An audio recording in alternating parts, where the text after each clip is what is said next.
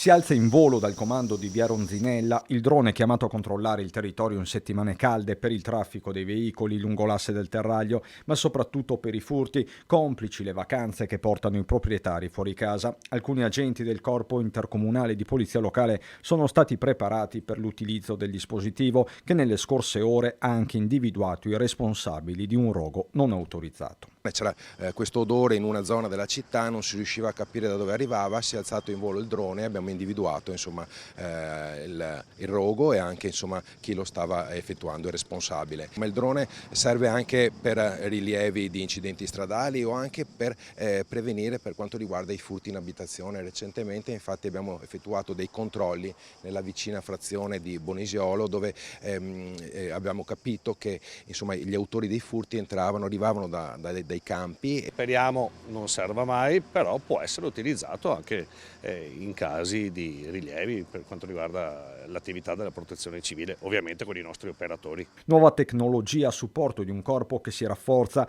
con l'istituzione del terzo turno, almeno un giorno alla settimana con l'intenzione di arrivare presto a 2. Era un obiettivo, l'abbiamo raggiunto dopo tanto lavoro, abbiamo fino anche a 5 agenti presenti la sera fino all'1, quindi 2 pattuglie e un agente presente in comando, presso il comando. 21 le persone identificate nei primi controlli serali effettuati nelle zone suggerite dai cittadini come la piazzetta delle Corti Benedettine e via 4 novembre. L'impegno sarà massimo anche per le prossime settimane. La polizia è a pieno regime anche in queste giornate di ferie e vicino al Ferragosto, quindi sì, possono contare sull'aiuto dei nostri agenti per il controllo del territorio.